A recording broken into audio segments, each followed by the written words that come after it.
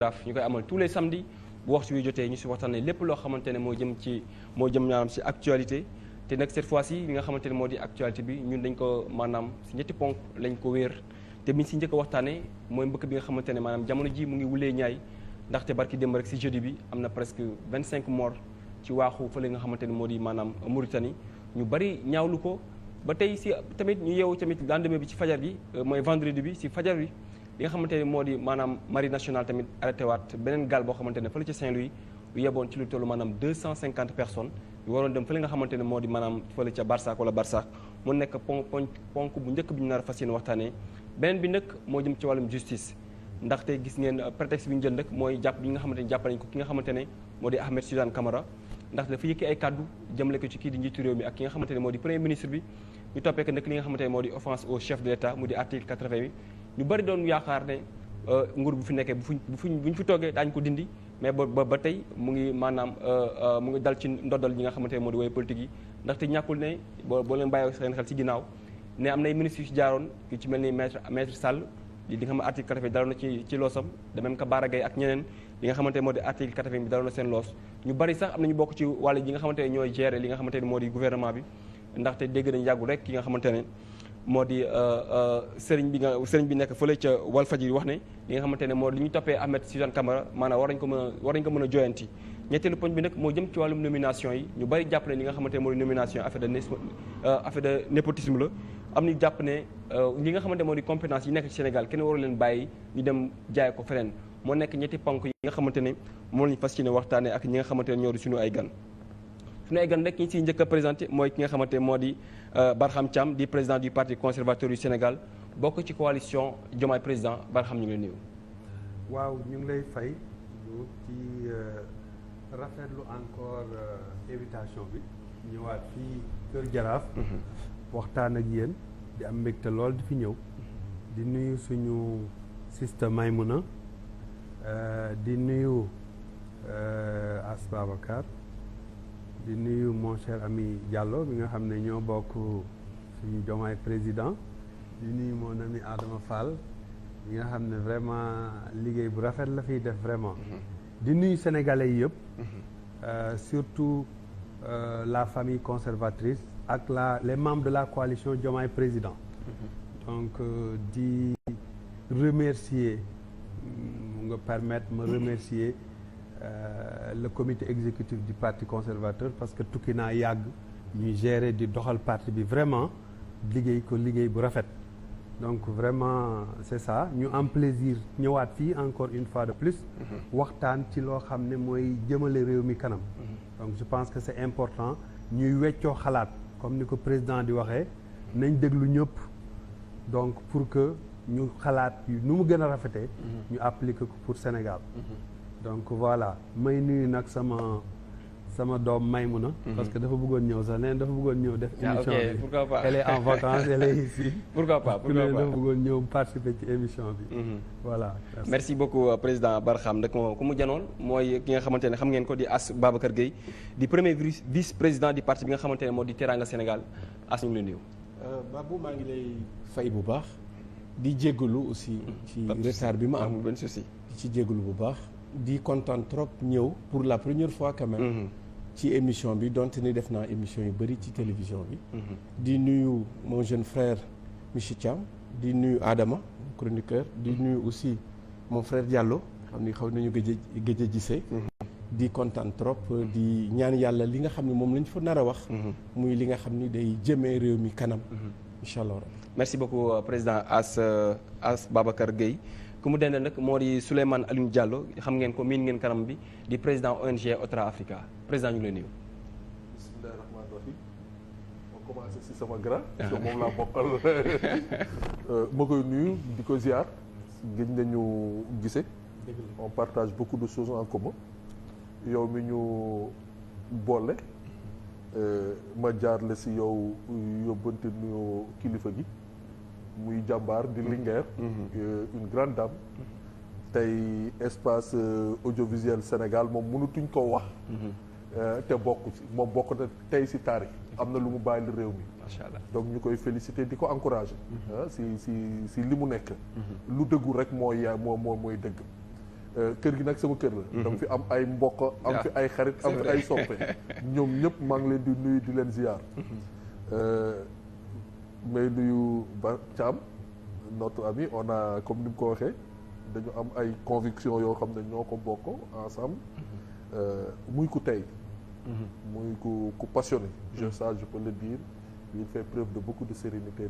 dans l'action. Macha Allah. Adama qu'on a beaucoup suivi. Très engagé. Le Sénégal a besoin de gens comme ñoom Adama. muy boor bi comme boor bële.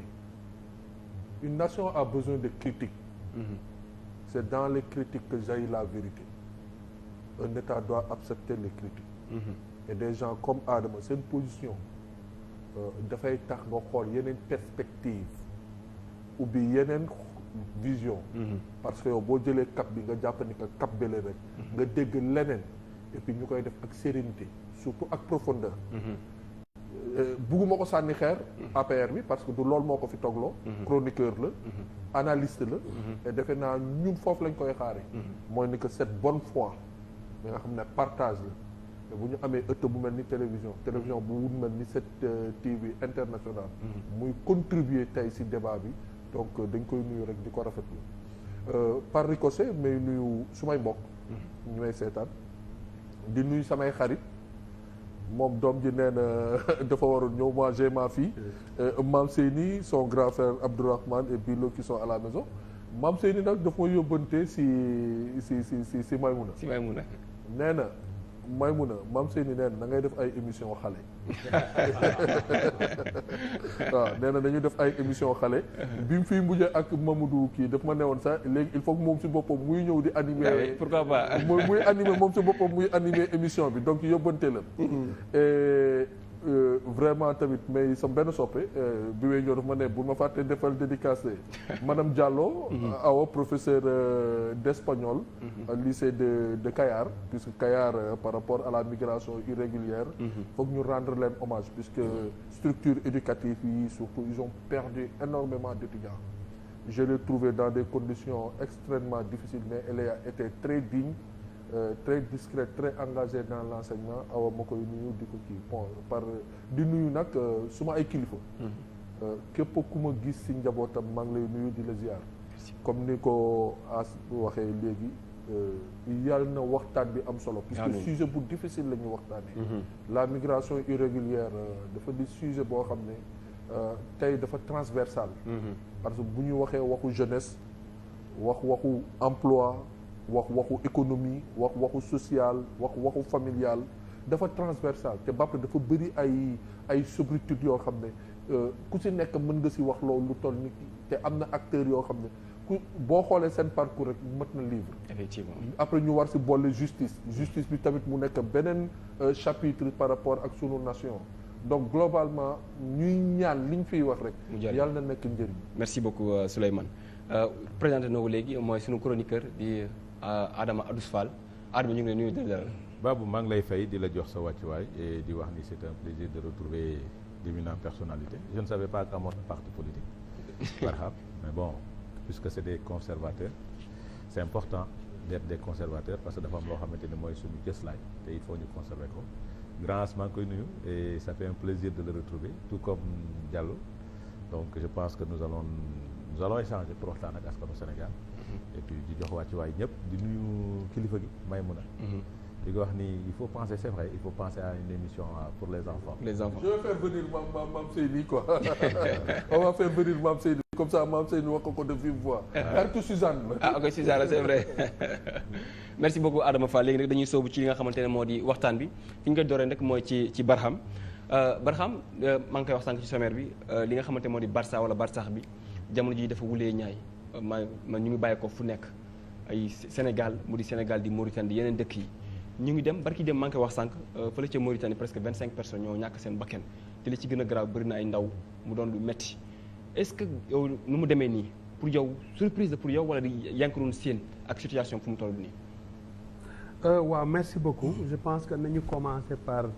jaale ñi nga xam ne ñëpp ñoo ci ñàkk seen bakkan parce que bakkan dafa fort man damay wax très souvent ne ñun Afrique dafay mel ni bakkan dañ ko oyofal trop alors te dundu doomu aadama dafa doon lu am solo je pense que loolu c'est important di jaale njaboot yëpp di jaale waa Mauritanie jaale waa Gambie jaale waa Sénégal aussi di jaale président ak ñëpp famille ñi nga xam ne ñoo ci ñàkk seen bakkan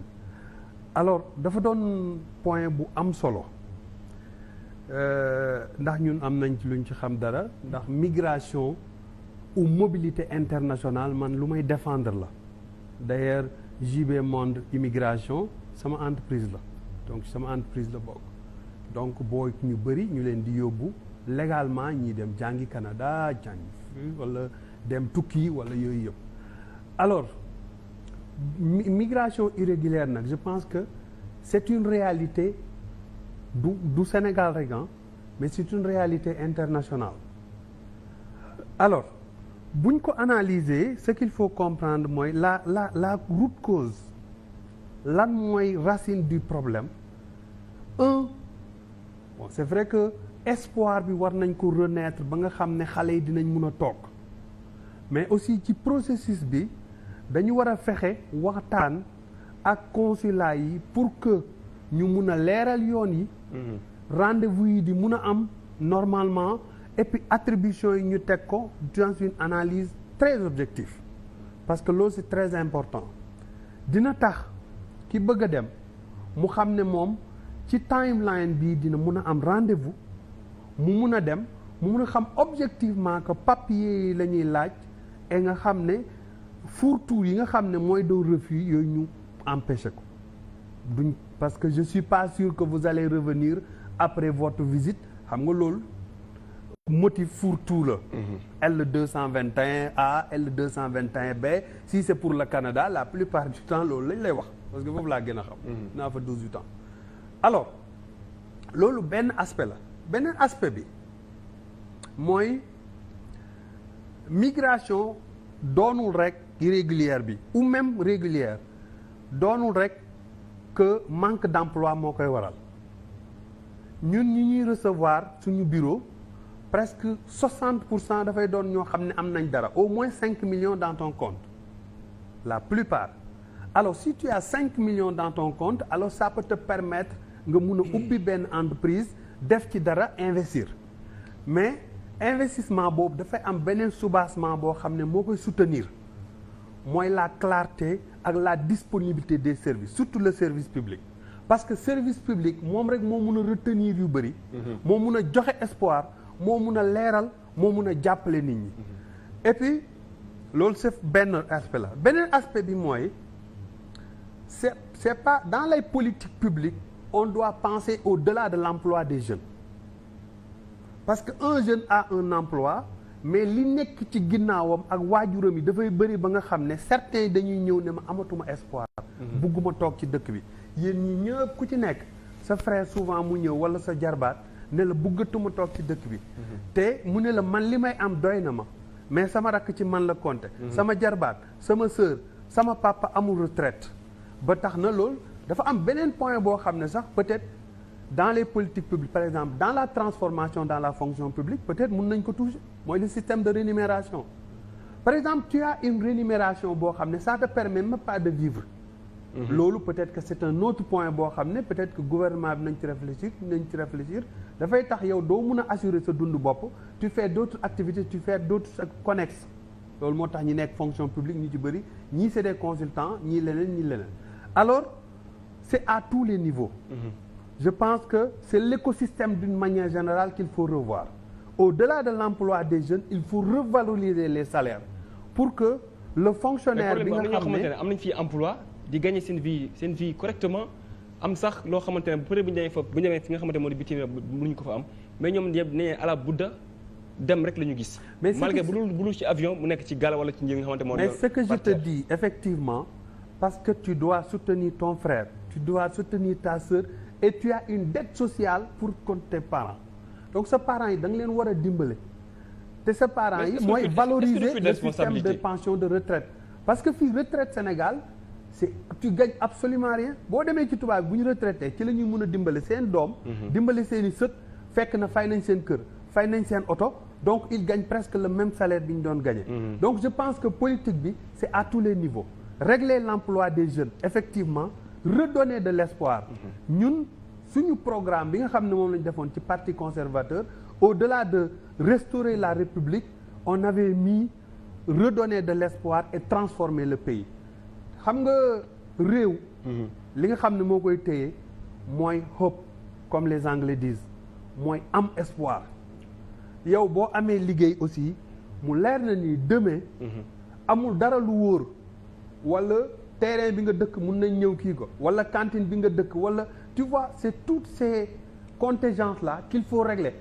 pour que la personne puisse être confiant bu tëddee nelaw bu demee xam ne lii bu ci nekkee après dina ko mun a dimbale dina ci mun a kii xelam dal loolu je pense que buñ ci liggéeyee xale yi dinañ toog après nag migration moom c'est important ku ci bëgg a dem après vacances yi nga dem vacances yi ku ci bëgg a dem xooli feneen nga dem ko mais loolu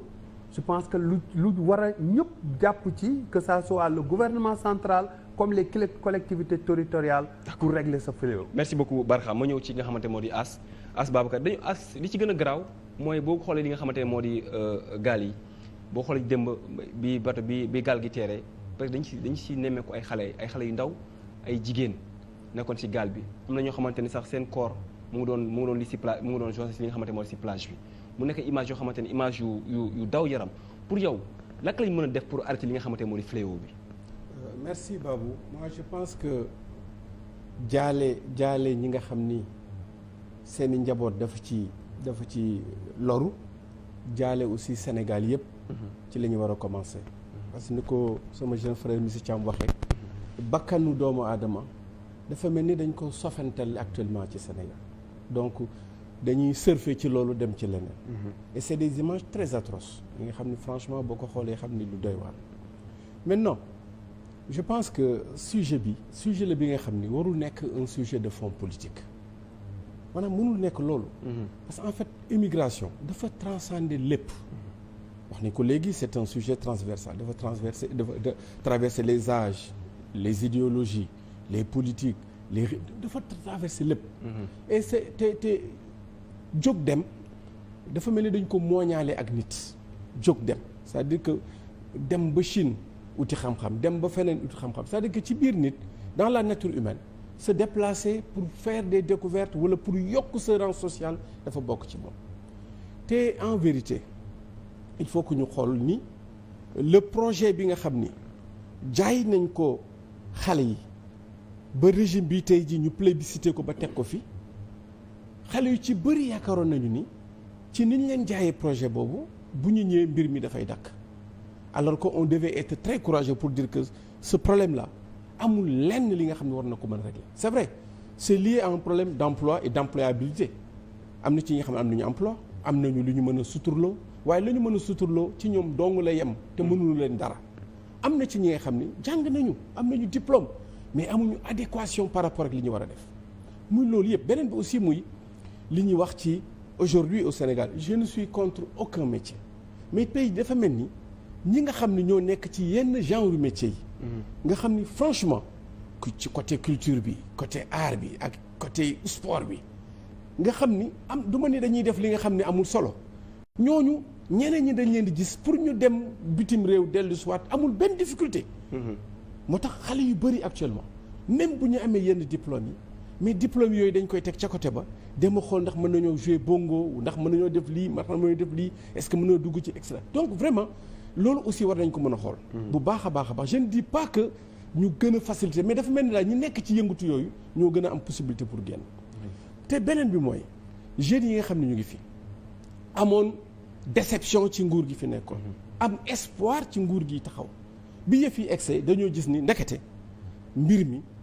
c'est au-delà des projets et des politiques noo ko gisee jakartamaan yi ñi nga xam ne dañuy dawal jakarta tey jii bi ñuy dellu see ni ñu yokkoo ba pare am ay difficultés ñooñu am na ci ñu bëri ñi nga xam ne dañoo versé wu ci flux boobu di dem actuellement soo gisee marchands ambulants yi nga xam ne yaakaaroon nañ peut-être dañuy dem ci beneen façon Sénégal ñu ñëw difficultés yi commencé à leur niveau loolu aussi dafay yokkuwaat ci flux bi boo lekk nag ñi nga xam ne ñu ngi fi woon jàng nañu ba am seen diplôme te mënuñoo dem donc en vérité man ni ma ko gisee c'est des jeunes qui fuient une mort sociale qui préfèrent une mort naturelle c'est-à-dire que il préfère dem ci biir géej gi dee fa jën yi lekk leen que ñu toog fii am dette envers leurs parents am dette envers la société mënuñu koo faj ñu leen di xool te dee nañu ba pare te ñu ngi dox. mais gisoo ne li affaire li gën a indi ampleur mooy li nga xamante ne moo di woy politique yaa ngay wax sànq ci sa kaddu ne mbir bi kenn waru ko politiser mais dañoo gis ne actuellement ñi nekkoon ci nguur gi amoon na ñi nekk ci nguur gi jamono ji amoon na ay temps ñi nga xamante moo di immigration bi amoon maanaam wulee na fa woon ñaay ñu ngi doon yaakaar ne nguur gi fi nekk amuñu woon solution bi amuñu woon pour régler li nga xamante moo di situation bi di mel de même que ñi nga xamante ñoo nekkoon ci pouvoir bi jamono ji ñoo nekk maa ngi gis seen tweet léegi-léegi Abdou Mbow waa mooy coalition Benno Bokk Yaakaar dafa ñu benn communiqué di wax ne ñoom ñoo diwoon xale yi ne bés bu ñu toogee rek li nga xamante moo di immigration clandestine bi daañu ko dakkal. Voilà, moi je dis que moo tax dafa war a transcender la politique. Je pense que le nouveau régime li mu war a def avoir le courage de regarder les Sénégalais les yeux dans les yeux pour wax leen ni ce phénomène-là c'est un phénomène qui nous lie nous tous. Moi pourquoi ñu ngi def nañu les assises de la justice c'est très bien mais je pense que le problème le plus crucial aujourd'hui mooy aller vers un conseil présidentiel xaw ma assise lay tudd wala leneen où tous les acteurs ku ci nekk da ngay fàtte sa bopp ñu ñëw autour de ça te loolu sax du tax ñu am ci solution mais dina tax ñu xam ne c'est un problème que ñun ñëpp ñu war cee dugal suñu loxo waxtaan ak jeunes yi gën a nag am yitte ci seen emploi n'est-ce pas jën leen a mën a jéem a téye li ñu ci mën a téye ba pare effectivement boole ci loolu ñuy wax c'est très important xool aussi les mécanismes de sortie du pays là de ces jeunes là nan la ñu mën a faciliter loolu ci ñi nga xam ne war nañu mën a dem bien sûr vraiment bañ a rek vendre benn mirage bi nga xam ni diw mu ngi dem mu ngi ñëw mu ngi kéem yow yaa ngi ci lu gën a sérieux bëgg dem pour dimbali sa waajur te mënoo dem ñu xool ko mais en tout cas ce que j'appelle tous les acteurs politiques de l'opposition comme du pouvoir ñu mën a wax ni ce problème-là c'est un problème transversal et que leneen mënu ko rek loolu ñu regarder les jeunes dans les yeux pour leur dire que écoutez il faudrait que ñu mën a xool nan la ñuy mën a booster les emplois ak l'employabilité n'est-ce pas wan leen ni aussi vraiment facilité ñi war a mën a dem ñu mën a leen mën a téye fii mais tant que loolu amul ku nekk ci pouvoir bi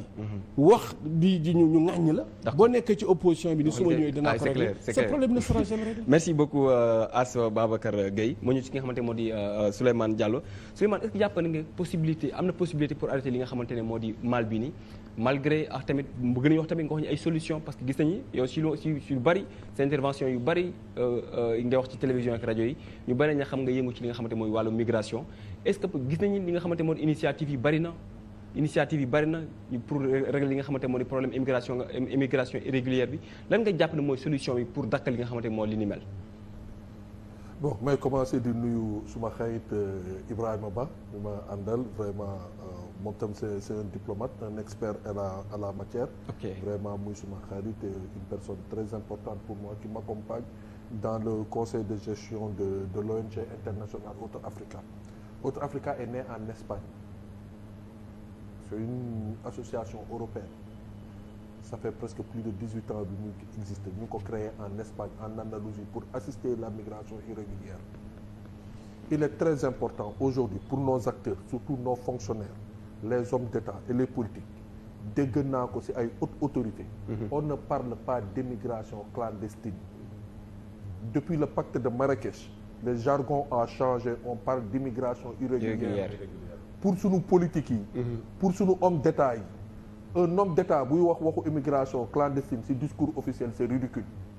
donc loolu nañ koy jàngat la bu ñu leen di jox non c'est important c'est important parce que lestik yi dafa important ci discours yi surtout bu ñuy dem bitim réew pour ñuy mettre à jour et que parfois j'ai l'impression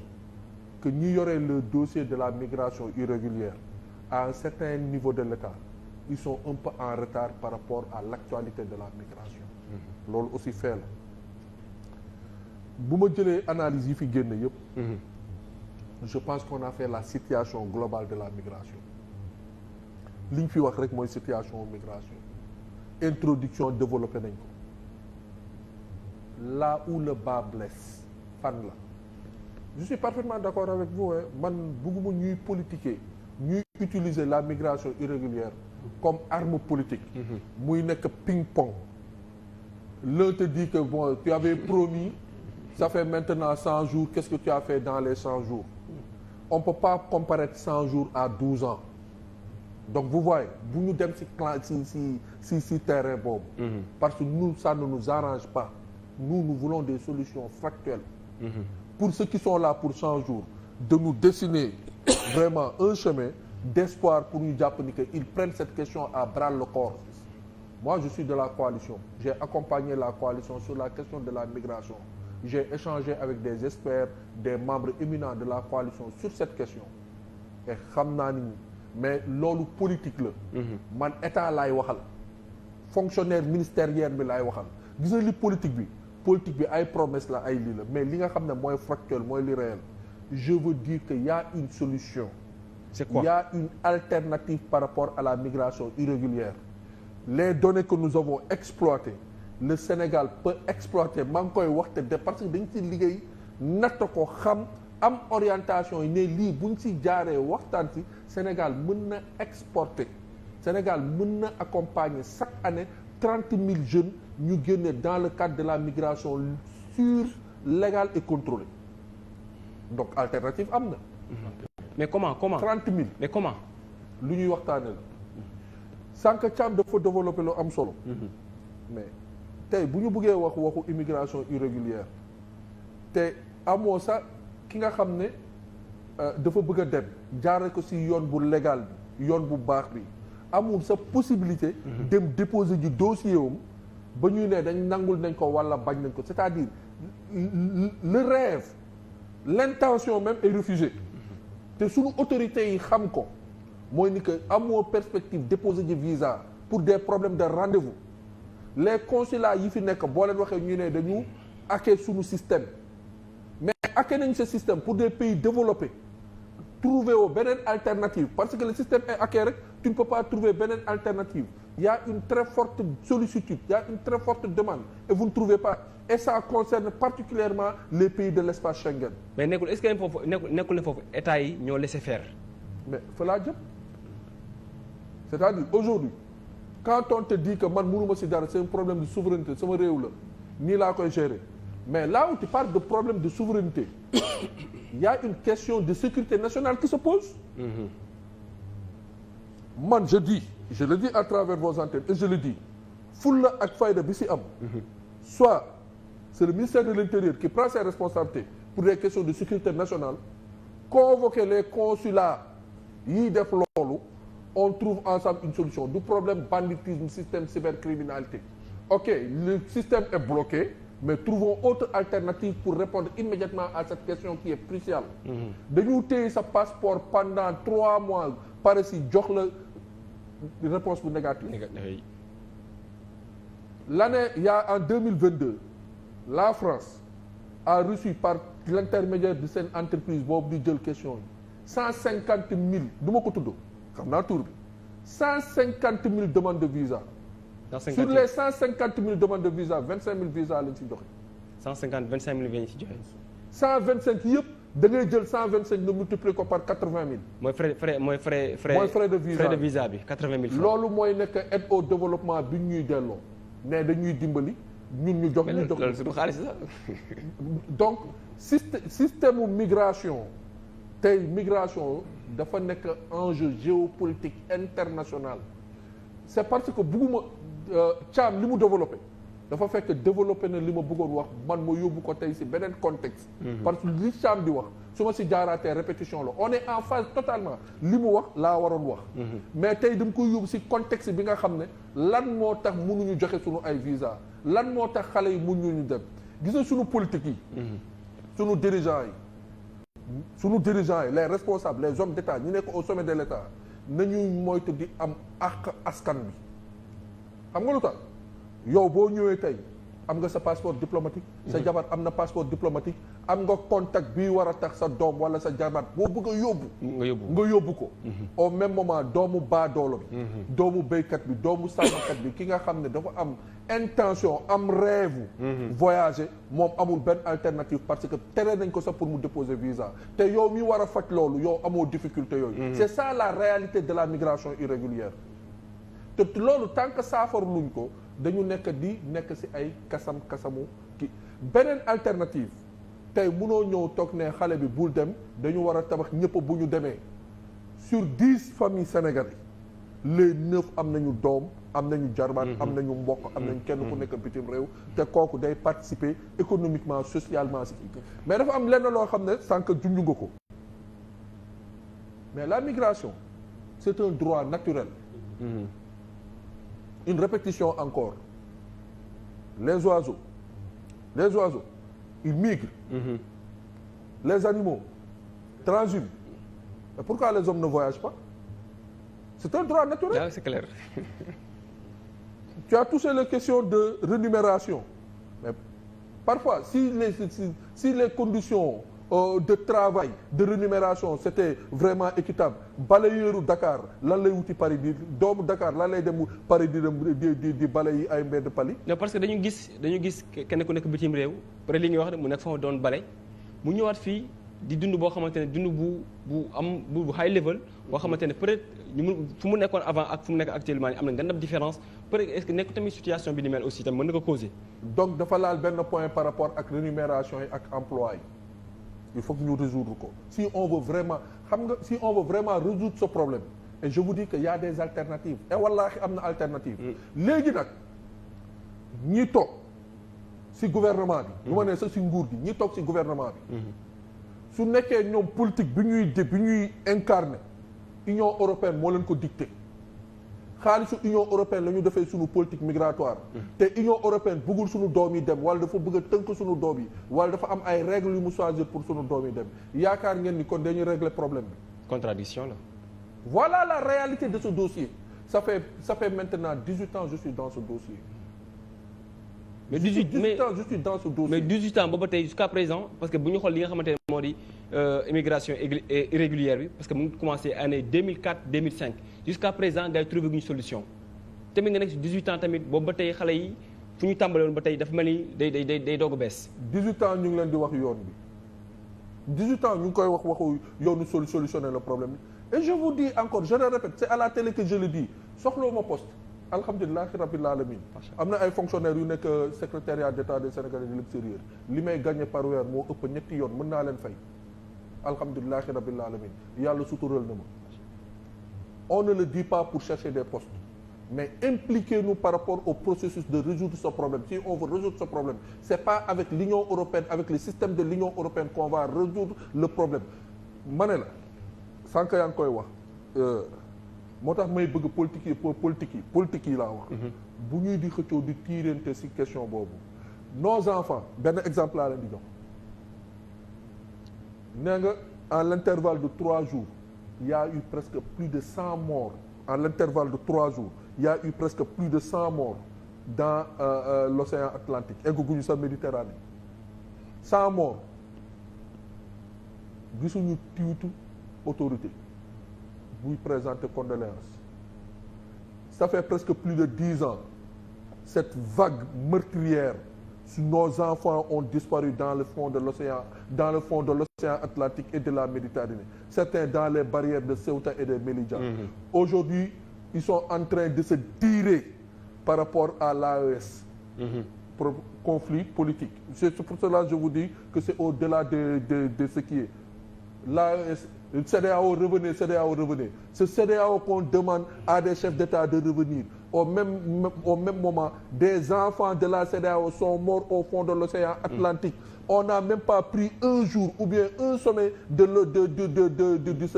CEDEAO pour présenter les condoléances aux victimes et même une journée de deuil national pour l'ensemble des pays pour nos enfants qui sont restés dans le fond de la Méditerranée. Merci c'est pas sérieux. Vraiment dinaa ñëwaat ci yow. Adama même question ba tey li nga xamante moo jëm ci immigration irrégulière bi mais dañoo gis ne xale ñu ngi dem xale yi nga xamante ne bokkoon nañ ci combat bi pour andi ñi nga xamante ne moo di président Diomaye ak nguuram bi fii ci pouvoir bi mais xale yooyu ñoo retourné waat jël li nga xamante ne moo di gaal gi pour dem Barça wala Barsaax lan nga jàpp ne moo changé ci diggante ba xale ko tàmbaliwaat jël li nga xamante ne moo di gaal gi. Bon tu sais Babou. La situation de la migration irrégulière. C'est pas politique, c'est pas des changements. Il faut revoir la politique publique de ce pays-là. xool naka la ñuy def pour téye ndaw ñi. Moi, je ne suis pas d'accord que les gens voyagent, même par voie irrégulière. nañ dem vacances dellu si waat man loolu laa gëm mobilité man loolu laa gëm c'est-à-dire que les gens migrent di dem di toog man gëwuma ko j'y ai jamais cru te du ma ko mës a gëm ci àdduna man pour man damay dem vacances dellu soit si les politiques publiques échouent et il y a pas une bonne politique par rapport à cette question-là du réglé wu malheureusement c'est vrai wax na ko c'est ça que je voulais dire on n'a pas vu de tweet des autorités de ce pays-là. Du temps de Wade on voyait pas de tweet, du temps de Macky Sall on voyait pas de tweet, ici on ne voyait pas de tweet. C'est regrettable. mooy banalisation maanaam bakkanu nit yi. bakkanu doomu aadama bakkanu doomu aadama. c'est-à-dire les autorités publiques dañ koy banaliser te ñi ko doon ŋàññi démb di wax ni gisuñu Macky Sall tweeté ñoom tweeté wuñu ren aveu d'échec là par rapport à cette question. Maintenant si nous voulons trouver une solution il faut régler deux choses. wax nañ fi la question du traitement salarial moo tax sénégalais bi dem balekat ba fee balekat bi fii il a plus du SMIC là-bas il a le SMIC c'est parce que l'euro am na doole suñu CFA amul doole c'est normal mais s'il vit décemment en France il pourra pas amener 1000 francs ici au Sénégal mais takk biiram pour réussir mais nous duñ takk suñu biir pour réussir on ne serre pas la ceinture pour réussir dans ce pays-là. Les gens ont fait des sacrifices à l'Europe pour réussir ñun bëgguñu def sacrifice ici pour réussir parce que lan la pression sociale. lu dëkk bi neex s'il y a une pression sociale par rapport à cette jeunesse là dañuy continuer dem parce que pour ñoom suñu demee la ñuy réussir suñu demee la ñuy tekki et pour régler cette question là il faut régler la question de la souveraineté. mais boo ko régler bi il faut nga boole ñi nga xamante ne seen xam-xam dañ ci màcc comme genre bii ak genre bii. j'ai dit déglu lu baax li ma la dama ne. ñoom li ñuy wax c'est autre chose que li may wax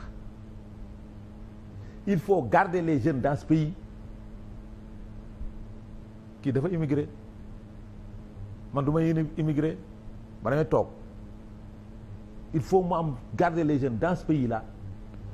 gëmloo leen ni ñu rêvé ni mën nañ développer réew mi ñoom. mais naka lañ leen mën a garder fii. mais suñ gisee ni suñu toogee ci réew mi. les acteurs politiques ñoom ñooy am ñoom ñooy tekki ñoom ñooy dawal oto yu rafet yi ñoom ñooy def nangam c'est un problème. C'est un problème parce que xale boo gis bëgg na réussir xale boo gis bëgg na dimbale waajuram xale boo gis bëgg na dimbale ndeyam ak baayam xale boo gis bëgg na jënd oto. mais malheureusement arrogance bi acteurs politiques yi dañ koy wone une fois au pouvoir. Et ils te disent mais jàmbaar man je me suis battu pour ce projet là je me suis battu pour ces gens là ñoom léegi ñu ngi may romb ak V8 quoi c'est comme ça qu'ils réfléchissent. Maintenant comment je vais faire pour avoir ça xaaral ma dem jot cak-cak def benn 3 mois dem xool gaal bi dem ma dem dugg pour réussir pour man it ma mun a am benn V8. Tu comprends comment ils réfléchissent. Donc le problème ce sont les autorités politiques publiques ñoo xamul naka la ñuy teg pour porter cette affaire-là. Et pour ça il faut régler la question de la souveraineté monétaire. mooy la souveraineté globalement. Régler la question de la souveraineté monétaire pour am benn monnaie boo xamante ni dina mën a concurrencer c'est même il sera difficile très difficile mais il faut régler il faut pousser les jeunes à aimer la terre et def ce qu'on appelle montrer les personnes qui ont réussi dans ce métier-là. Par exemple, on prend le cas de Maïmouna, elle a réussi dans le métier du journalisme. Elle est championne. L'État doit accompagner pour aider, créer des champions. loolu mooy rôle État. Pour que ndaw bi xam ni attends l'État a créé des champions man war naa mën a nekk champion. Maïmouna est une championne. dañ ko waroon wone en exemple pour que jeunes yi mën a gëm ni man mun naa commencer ci zéro pour mën a am lii. ñiy développé bayu blé ils étaient en France ils sont rentrés. Kii développé bayu gombo il était en France il est rentré. Il exporte du gombo dans ce pays-là il est au Fouta. On l'a jamais essayé. exemple mos nga gis booy yi jaay café Touba ci bopp koñ yi ñu jël gaal. Vous avez jamais vu un gosse qui était dans le quartier là mu jël gaal non non non non nous avons ces problèmes là poussons les jeunes à aimer ce qu'ils font. Poussons-les à rêver à développer ce pays. waruñu pousser la jeunesse à aller développer les pays d'autrui. Parce que ñun ñi dem yëpp da ngeen di développer dëkk jàmbur nga baal ma de dëkku jàmbur ngeen dem di développer parce que soo balee dëkku jàmbur yaa ngi setal dëkku jàmbur bàyyi sa réew. soo demee bay ci toolu jàmbur yaa ngi développé bët jàmbur bàyyi sa réew li ngay def ci réewu jàmbur soo ko defee fii réew mi dox day fekk souveraineté bi taxaw. D'accord. Parce que la solution c'est ça c'est pas de dire à ces pays-là de sortir les visas non. Pour régler cette question c'est la réciprocité purement et simplement. C'est clair. Il avait commencé Macky Sall après coow li bari. mu dindi ko. C'est pas une solution. Il faut mettre en place la réciprocité. D'accord, Adama. Parce que rentrée de devise la jàmbaar rentrée de devise la pour les pays européens. Rentrée de devise la pour le Sénégal. D'accord. Mais puisqu'on se dit que nous ne sommes pas un pays développé ça va baisser le tourisme de ce pays-là. Le tourisme qui est un secteur qui peut pourvoyeur d'emploi. Oui. D'accord. Le tourisme c'est un secteur pourvoyeur d'emploi. Mais si on n'a pas ce tourisme international développons le tourisme local. Merci beaucoup Adama jaajëf xalaat bi rafet na mais Barham pourquoi mooy li nga xamante ne moom la gars yi jaay sénégalais mooy le projet Pastef peine à dissuader li nga xamante ne moo di ndaw ñi. Ben écoutez je ne pense pas que c'est le projet moo peine à dissuader xam nga comme je vous ai dit le problème de l'immigration irrégulière c'est un problème mondial. Sénégal nga nekk mais man j'ai été au Mexique la dernière fois waroon naa dem Brésil parce que nee naa la man ci secteur boobu am naa entreprise bu koy def donc c'est pas un problème de Pastef comme niñ d'accord yi ñun ñëw wax ko c'est un problème d'élaboration et d'exécution des politiques publiques c'est un problème de disponibilité de l'information c'est un problème de stratégie c'est un problème d'opérationnalisation et c'est un problème d'amélioration continue loolu mooy élaboré alors ma profito nuyu suñu mbokk diaspora bi parce que man ci laa bokk man li taxoon ma dama demoon ba mënatuma jànge fii jàng moo ma yóbbu woon te ñu am ci jàmbaar yu bari yoo xam ne ñu ngi Sénégal bitim réew di am xam-xam bugg ko indi ci dëkk bi mais attraction boobu mooy manqué alors je pense que projet bi sur la transformation systémique les 5 grands axes yi ñu wax yëpp pour le réaliser c'est pas quelque chose qu'on peut faire en 100 jours ni en un seul mandat le projet c'est pour poser des jalons un autre régime va venir accélérer encore poser d'autres jalons d'autres continuer mais pour le moment qu'est-ce qu'il faut faire je pense que c'est important qu'est-ce qu'il faut faire maintenant c'est il m'est arrivé un dossier un parent me l'a amené à l'ambassade de l'Espagne mënuloo woote jot kenn c'est-à-dire si tu le fais moi je suis ministère des Affaires étrangères et des Sénégalais de la diaspora je demande que les Sénégalais me font le sondage des services que les consulats leur rendent ku ci am mauvais service mauvaise notation avec les Sénégalais je t'appelle demain je dis disponibilité de l'information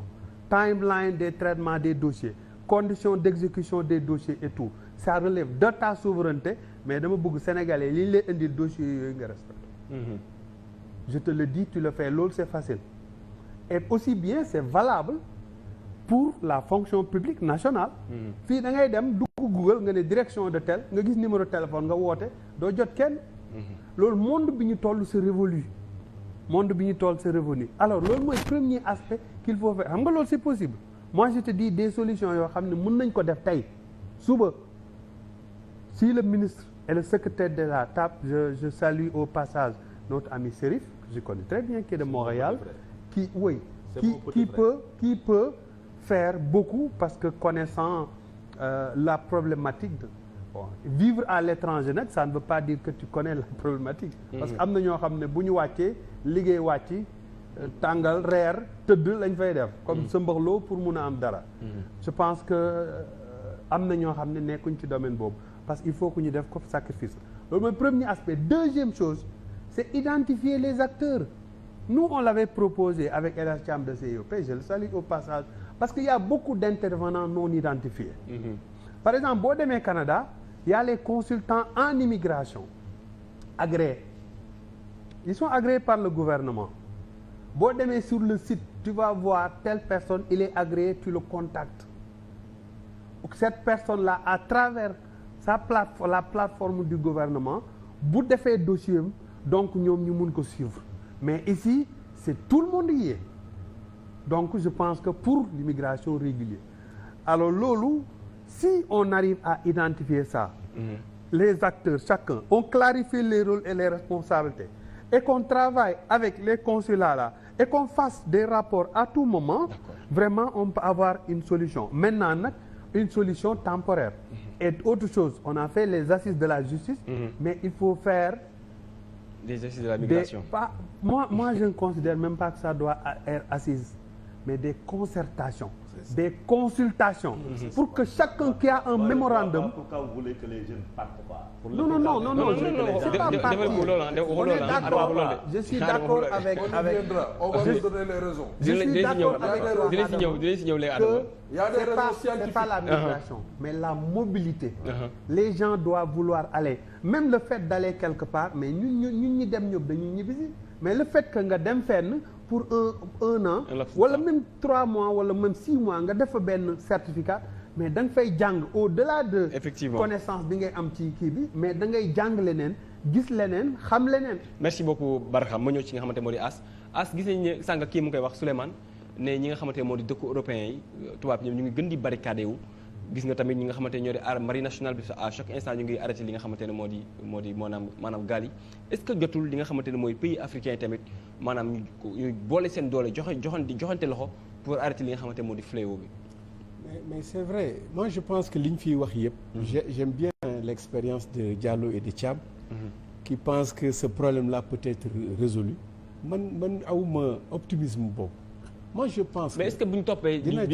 si li ñu wax. waaw gisoon dañ trouver solution. non moi je pense que c'est un phénomène qu'on peut atténuer.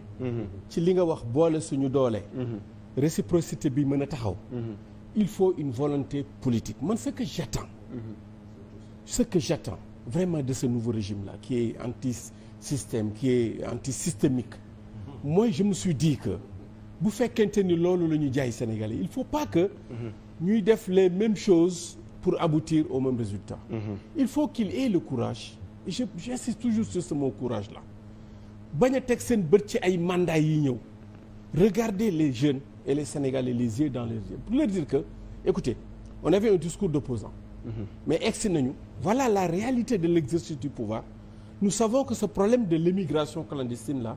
c'est pas un phénomène bu neex a régler ñun ñëpp nañ ci sóobu xaw ma assise lañ ko tuddee ko wax naa ko ci sama biir wax il faudrait que tous les acteurs autour de ce problème-là parce que c'est un problème quel que soit li ñu mën a wax c'est un problème économique tu dis pourquoi les gens partent parce que les gens ne peuvent pas se réaliser ici les jeunes ne peuvent pas se réaliser ici te li nga wax lu am solo la c'est terre à terre mais c'est vrai ces jeunes-là qui ont contribué à faire vraiment monter les gens au pouvoir waxuma la ñu leen di gis suñu dawal mais mënatu leen sax jot au téléphone et ça pose problème on va se dire écoutez on fait le deuil de ce que nous avons fait maintenant nañu uti leneen donc man li ma xalaat mooy 100 jours ce n'est rien du tout quand même parce que war a def 1825 jours defagoo lu dul 0,4% de ton règne ay clignotants rek la ñu war a xaar ci yow mais man lu su ma doon wax ak le nouveau régime le premier phénomène li ñu war a jëkk commencer teg ko ci taabal ji mooy l'affaire de ces jeunes là parce que c'est une bombe qui est là il y a des jeunes qui avaient un espoir terrible aujourd'hui et aujourd'hui qui sont très déçus il faudrait les affronter waxtaan ak ñoom xool qu'est-ce que nous pouvons faire ñi fi mën a téye ñu téye leen ñi bëgg dem aussi je suis pour ça ñi bëgg dem ñu xool nan lañ leen di mën a encadrer ñu dem mais c'est vrai il faudrait que loolu mu nekk un phénomène bi nga xam ni avec vraiment l'expertise des uns et des autres ñu boole ko ci biir mais je pense que ça doit être une volonté politique. Merci beaucoup As Babacar Gueye Souleymane est-ce que gisoo ne solution yi bokk na ci maanaam formaliser maanaam nu ñu voyager ndaw yi nu ñu voyager pour mu bokk ci solution yi nga xamante ne mooy dakkal li ni mel ñu gën ko formaliser. d'abord pour Adama mon frère Olof Ndiaye nee na ku dul tukki doo xam fu dëkkuwaay neexee. bu dëkk neexee. on peut pas mënuñu le Sénégal a une politique restrictive de voyager et pour preuve bi xale yi jëlee yoonu Nicaragua bi. te yow Adama mënoo dem jël sa passeport rek nga jënd billet pour dem San José wala Mexique c'est impossible. Pourquoi? Parce que il y a une sortie massive des jeunes vers cette destination. C'est une restriction. am na ñoo xam ne mën nañ dem foofu te ils n'ont rien à voir avec l'immigration irrégulière. Donc vous voyez c'est cette restriction là d'abord moo flambé yow xam nga ni doomu aadama loo xam ne da nga ko koy tere te waxoo lu tax nga koy tere attraction lay nekk xoolal drogue. attraction boobu rek moo si nekk am na si ñu bëri ñoo xam ne gisa bu ñu doon dem tumuranke mën a ñibbisi te xam nañ suñu ñibbisee bu ñu amaatee yeneen perspective dem dañu dem kon dem bi dina kii bëri na ñoo xam ne toog nañu foofu sinap moo leen fi gën a yóbbu am na fi ñoo xam ne am nañ seen ay entreprise fii am na kenn ku nekk si Oslo si booru fleuve bi wala kii xoolal condition de vie fekk waxul réellement li muy dund loolu mooy indi attraction ñenn ñi pour ñu dem mais bu la wóoree ni boo demee doo ñëw tubaab bi mais fii am na ay programme de volontariat yoo xam ne dëkku tubaab yi Koyka les volontaires américains yi nekk suñu kii mais c'est parce que ay doom seen doom yi dañuy bëgg a di génn ñu leen di accompagner seen voyage mais pourquoi pas ñun suñu xale yi bëgg a génn noonu ñi nga ne waruñu génn ku bëgg a génn ñu contrôler la accompagner la xam fi ngay dem boo échecé da ngay dellu si xam nañ fi nga nekk dafa am benn anecdote bu ma mës a am si benn compagnie espagnole bon Iberia dafa doon ay boy yu waroon dem si dëkku latino yi booy bi dañu dugg ci biir avion bi avion bu tëj avion bu ñu tëj ñi xam nañu kii avion bu ñu ko tëjee dafa am ay normes yow avion bu ñu tëj ñetti autorité rek ñoo ko mën a ubbi pilote bi commandant wu aéroport bi ak un juge d'instruction rek ñoo mën a processus pour avion bu ñu tëj dafa am processus bu koy ubbi booy bi toog rek yuuxu hôtesse bi nee ko damay wàcc avion bi da ko pour lan mu ne dama fàtte sama réservation d'hôtel ci poste de police ñëpp kii xam nga qu'est-ce que ça démontre mu ngi dem xamul sax nu ñuy voyager on ne prépare pas nos enfants à voyager alors que xam nañu ñoom ñëpp gaal bi ñuy jël nii anecdote bi li may joxe Adama yow am nga passeport ñu defal la ci visa Schengen 5 ans Thiam yore na passeport amul visa Schengen tàmm na jël avion Thiam bu jëlee avion bi dem léegi aéroport Orly bu dee eggee day dugg du dugg parce que lan Schengen bi amul Schengen yow Adama ak sa visa boo jëlee gaal gi nga dem léegi egg Las Palmas El Hierro dañ lay bàyyi nga dugg wala dañ lay téye dañ koy téye que jaar si voie normale bi lan mooy voie normale avion bi am na visa waaw yéeg na ci avion am na visa mais fee fu mu jaaru ko si yoon normal kon daal c'est interdit kon lan mooy moo tax tuddee ko immigration irrégulière foofu ngeen juume le visa te permet d'accéder au territoire de Schengen bu jëlee gaal gi egg au poste de police par gaal moyen de transport la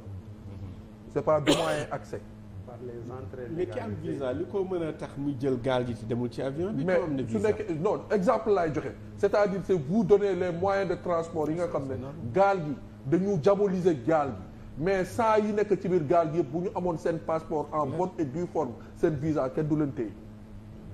gaal gi moyen de transport la ñaata nit ñoo fi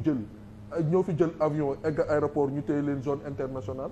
sont des immigrés irréguliers mais ñooñu kenn du ko wax donc gaal gi passeport bi boo ko yoree ak nga jël gaal nga jël vélo nga jël benn la donc tey lan la ñu war a mën a wax gis nga da nga ko signaler mu effectivement démarche boobu mooy mën a am Maroc bi ñu amee problème ak France ci problème mu visa yi société prestataire bi pour jël rendez-vous ñu dem ba mu nekk ba mu atteindre benn somme yi le ministre de l'intérieur marocain xam nga naa la def dafa convoquer le consul de France mu ñëw toog mu convoquer le directeur général de la société ñoom ñaar la recevoir randool ci biir bureau nee la français nee ko xam nga lan laa bëgg c'est vous qui êtes accrédité pour recevoir les visas c'est votre travail vous le faites nee la société intérimaire on vous retire votre agrément et votre licence vous rentrez chez vous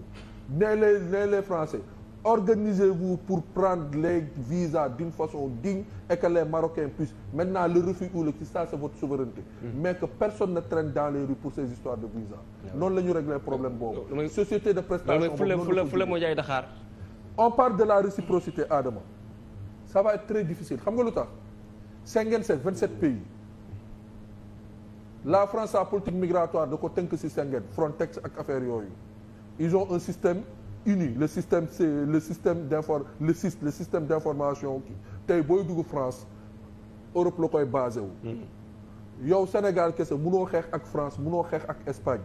tey bu ñuy def réciprocité c'est dans un espace communautaire lañ ko war a mën a def gis nga bu ñu ko defee dans un espace communautaire indi les mêmes arguments que ñoom ñu ñuy indi tey pour nga dugg Guinée pour nga dugg Mali pour nga dugg Burkina Faso ce sont les mêmes conditions pour rentrer au Sénégal léegi mu change c'est-à-dire aujourd'hui ils sont en train de prendre la migration en général et particulièrement la migration irrégulière comme arme géopolitique te lenn loo xam ne ñun africains il faut que ñu yeewu si par rapport ak système de financement ay Frontex et autres au Sénégal on a mis le cycle bon vraiment je sais le stratégie nationale de lutte contre l'immigration irrégulière qui est logée au ministère de l'Intérieur ñoom ñoo war a xeex mbëkk mi mais c'est un département du ministère de l'Intérieur amuñu sa oto bu baax ordinateur yu baax sax amuñu ko alors que ñoom ñoo war a xeex mbëkk mi à car beneen kii boo xam ne tu m'as parlé de créer un conseil interministériel par effectivement il nous faut une rencontre de niveau national assise lay nekk de la migration ou conseil sud mais il y a une chose qui est fondamentale ma ñëw foofu c'est vrai hein il y avait le conseil interministériel sur la migration que gérait le général l'inspecteur général Abdou Wahab Sall l'actuel directeur adjoint de la police vraiment nous de la société civile on ne siégeait pas mais ku def lu baax wax ko d'accord gàcce ngàllaama lui au moins il nous consultait il nous recevait sa porte nous était ouverte on avait l'opportunité de lui dire ce que nous voulons et il avait l'opportunité de nous dire comment moom il a mis en contact pour la coordination fi may daanele mooy kii Adama gis nga Sénégal les fonctionnaires ni ñuy jël seen responsabilité wala ñuy consulter il y a l'union de la Méditerranée ay dëkk européen Mauritanie si la bokk Mali si la bokk processus la boo xam ne day accompagner la migration entre l'Afrique et l'Europe entre les pays qui surtout les pays de la Méditerranée Sénégal nekk pays de sortie Mauritanie bokk si Sénégal bokkul union de la Méditerranée ñu koy souffler sunu diplomate yi nee leen jël leen contact union de la Méditerranée mën nañu faciliter yenn kii yi ba tey ba sànq kenn jaaru si dena waar Adama ñu ngi imputer la responsabilité lii fu mu daanelee sax mooy li nga xamante ne mooy nguur gi dañoo faratal li nga xamante ne mooy yenn discussion pour mën a ñu ngi koy bokk ci li nga xamante ne moo di conseil de la Méditerranée est-ce que tamit gisoo ne ñu ngi joxuñ baaraam tuuma nguur gi ñu ngi joxuñ baaraam tuuma ñi nga xamante ne tamit ñoo di consulat yi ndaxte maytuñu visa mais tamit am na ñeneen ñu ñuy bàyyi mooy li nga xamante moo di les parents mais moom laa la wax nag c'est l'affaire c'est la responsabilité partagée en Babou la pression familiale dafa énorme par rapport aux enfants dafa énorme c'est-à-dire suñ demee parce que suñ demee ba yaay ji di jënd takkaayam di ko jaay di ko jox doomam c'est parce que peut-être am na beneen doom boo xamante ni am na beneen doomu wujju wala nangam sangam dëkkandoom boo xamante ni gis na ni doomam dem na fële revenu tabax na kër nangam sangam mooy la société qui est ainsi pour ñoom tekki obligatoirement c'est il faut pas aller à l'étranger te pourtant nag ni muy amee ay sénégalais yuy génn bitim réew du réussir noonu lay amee ay sénégalais yuy génn est-ce que ëpp ñu sax ñii échoué te mënuñu ñibbisi ñoo fa ëpp téeméeri junni yoon. waaw bëri na fa parce que c'est une grande majorité parce que soo voyagé di nga tase ak sénégalais bu la ne j'ai vraiment envie de rentrer tu comprends mais la pression te du mën a ñëw te du mën a ñëw la pression familiale c'est que suñu société bi moo demee noonu te mi ngi commencé ci benn moment boo xamante ni Moodu yi les femmes voulaient se marier avec les Moodu. mais tendance boobu changé na léegi de. oui parce que xam na ni c'est des plus ça nekkatul loolu c'est-à-dire Occident rêve bi mu nekk woon. nekkatu ko. mythe la woon mythe bi nekkatu ko il faut que cette jeunesse là sache que mythe boobu nekkatu ko il faut que nos parents sachent que mythe boobu nekkatu ko c'est-à-dire obligatoirement pour réussir il faut aller là-bas. Qu'est-ce qu'ils font beaucoup de jeunes am na ñuy liggéey am na ñoo xamante ils sont dans autre chose loo xamante ne des fois neexu leen pour ñu mën a réussir il y a de ces gens qui réussissent am na ñoo xam dañuy dem jàngi réussir dem liggéey def yenn liggéey pour réussir. Il faut régler comment régler ce problème gis nga la question de la formation gis nga l'affaire des jeunes là gis nga bés bu nawetaan amee ba nga taxaw ci pelouse bi di xool tribune bi tu as peur. Tu as peur. C'est 75% de la population. La majeure partie n'ont aucune formation. C'est-à-dire moi je suis allé gis naa ay benn Sénégalais Champs-Élysées. muy jaay il a la nationalité espagnole. muy jaay ay gatché. ay prologue les kii les Tour Eiffel la. Tour Eiffel bi. à 1 euro. waaw. ma xool ko ba mu yàgg. ma ne ko mais attends c'est-à-dire est-ce que lii soo calculer mais est-ce que tu t'en sors tu as la nationalité espagnole nee nga mais nga ñëw toog fii mi ngi mel ni suñu marchand ambulant yi suñu soo calculer lu ñu jaay amuñ bénéfice su 500 francs. ma ne ko yow loo bàyyi Sénégal. mu ne sama tool laa bàyyi. je me suis posé des questions. kooku problème mu dellu. ñëw Sénégal mooy problème def ay soxlaam dem France su ko soxlee mooy problème. mooy problème am ça kooku am na problème. tu vois des jeunes sénégalais su ñuy ñëw travailleurs dañuy leb pour ñëw pour suñu delloo ñu fay ko. pour ñëw wane ni l'opulence ils ont réussi. c'est vrai. xam nga Babou voici la difficulté te jeunesse su Sénégal comprendre ni mooy li nga doon wax ki taxaw di snap pour nax boppam woon askan bi ne ko c'est ça or que c'est pas ça moo tax gis nga le langage de la vérité. merci am solo la. merci beaucoup grand merci beaucoup. est-ce que tu comprends merci beaucoup mais suñu pouvoir public. ñu ci deuxième thème bi Adama nañu wàññi c'est-à-dire. populisme bi surtout ñoom surtout ñii nañu wàññi. merci beaucoup Adama gars yi dégg nañ la. voilà léegi dañuy ñëw ci li nga xamante moo di deuxième tome bu ñu war a waxtaanee mu jëm ci wàllum justice maa ngi koy wax sànq ndax dañu jël prétexte mooy jàpp bi nga xamante ne jàpp nañu ko kii di Ahmed Suzanne Camara gannaaw bu yëkkee ay kàddu yi jëmale ko ci ki nga xamante moo di le président de la République ak ki nga xamante ne moo di son premier ministre di Ousmane Sonko ma ñëw ci ki nga xamante ne moo di Barham gi dégg nga li nga xamante Ahmed Suzanne Camara wax na ko ñu gis bu nga ko waxee pare ba jàpp ko yóbbu ko fi nga xamante moo di sécurité urbaine tey sax mu woon cave waroon janoo ki nga xamante moo di le procureur ñu gis après ki nga xamante moo di Thierno Bocoum def benn tweet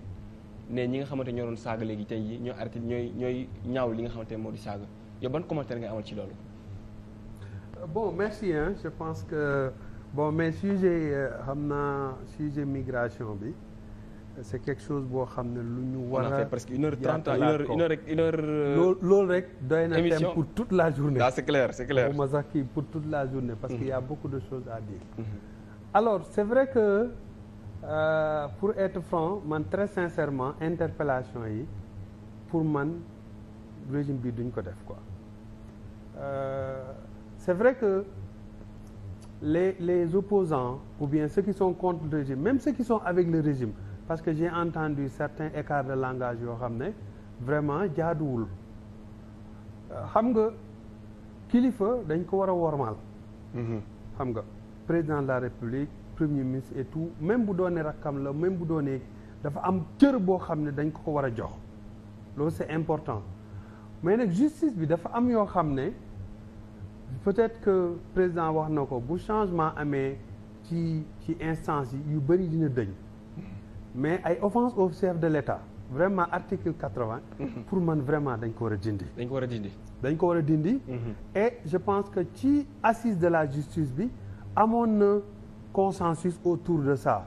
parce que boo demee dans d'autres pays quand même les gens peuvent se permettre beaucoup de choses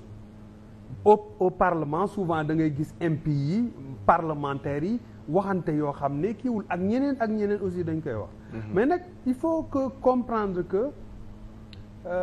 politique ni ñu koy defee Sénégal dafa war a changer parce que xawma kuy wax ñi doon saaga xawma parce que même ñi doon saaga je pense que Diomaye nee na ñi doon saaga bokk ci ñoom même Sonko aussi doon na wax ñi doon saaga bokk ci ñoom ñun de au niveau de la coalition saaga doonul loo xam ne du suñu lu ñuy utiliser. parce que nit ki mun nga wax ak moom te doo ko saaga. effectivement c'est pas xam nga ñun nag dañu tolloon ci jamono joo xam ne peut-être li ñu passé yëpp te loolu système yi ñoo ko doon def. c'est-à-dire les meilleurs c'était les saagakat et les xeexkat pouvoir bi ñooñu lay jëli loolu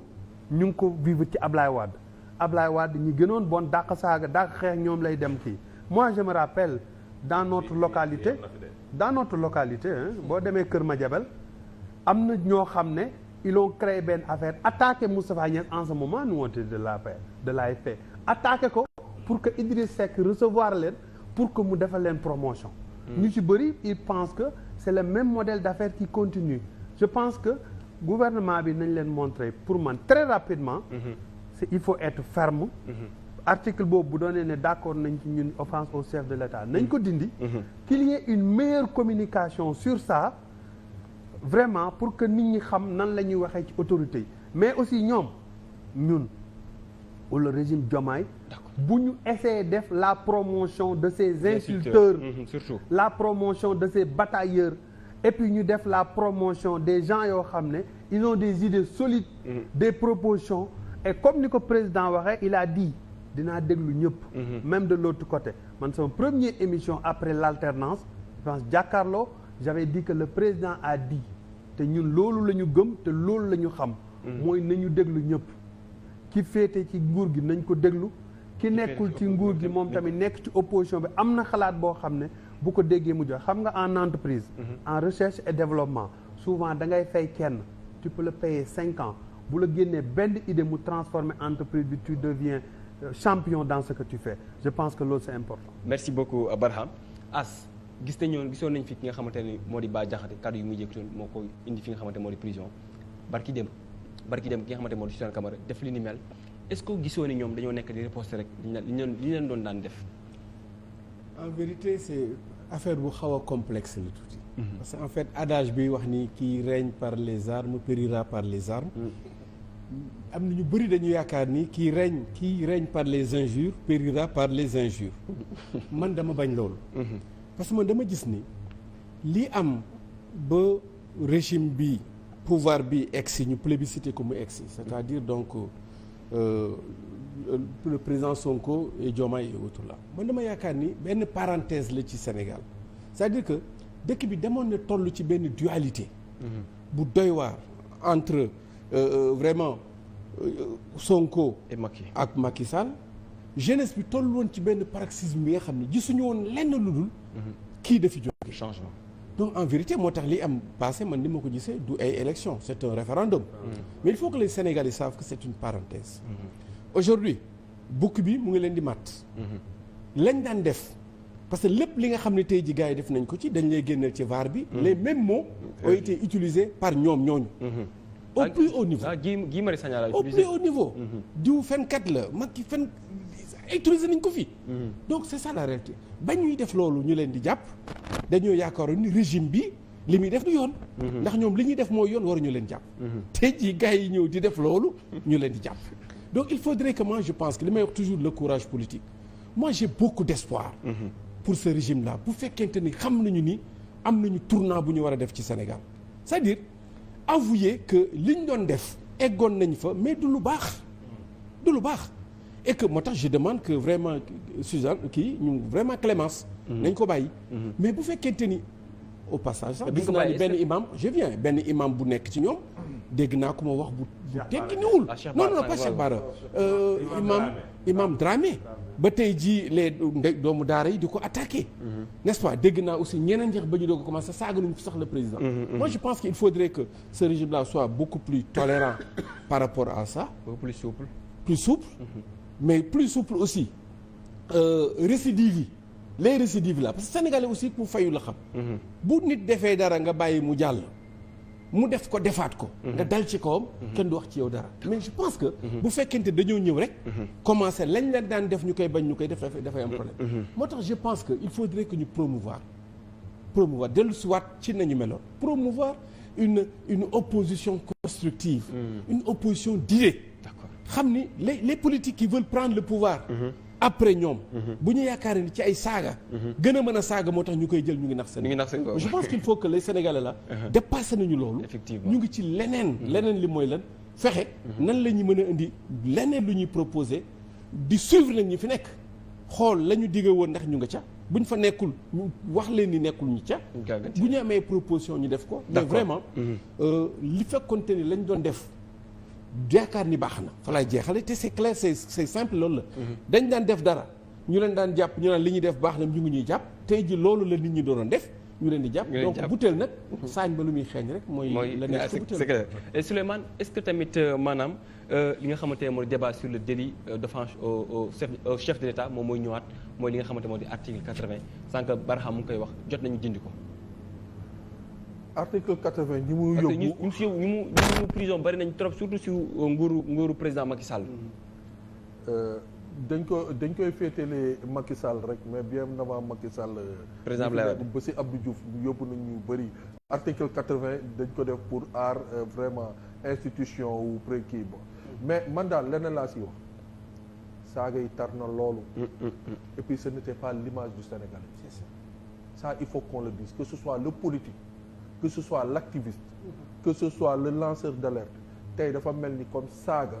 mooy l'arme intelligence. mais Souleymane gisoon ni si atum 2021 la saaga yi gën a takar naa si atum 2021 ak at bu mu munti doon je pense que tey technologie bi ci la pic parce que avant technologie melutoon noonu léegi yi ci bëri information yu bëri ni muy jàllee ci effectivement je pense que yi dafa mais technologie picu technologie boobu mais moo nekk Dubaï moo nekk Arabie Saoudite moo nekk Koweït moo nekk Chine moo nekk un peu partout dans le monde Et les gens n'ont pas insulté. hein Et les gens n'ont pas insulté. C'est vrai. c'est foofu laa jëm il faudrait rééduquer notre population surtout c'est vrai que le combat politique a mis certains dans un champ très parfois vicieux où parfois on n'avait pas d'élégance. Nos politiques à un moment donné ont manqué d'élégance et de courage pour dire stop à cela. Affaire njoos la. da nga may dóor yaa ma def lii ma ñëw def la léeg on ne peut pas vivre comme ça. sama gars yi xool leen TikTok bi. xool leen TikTok bi. dem leen si live TikTok yi. xool leen ni ñuy traité ndereng yi actuellement. si TikTok yi. les Pël Fouta. les Pël Fouta xool leen ni ñu leen di traité man j'ai le sang Pël Fouta. je suis de la culture lébu. je suis lébu de culture. je suis lébu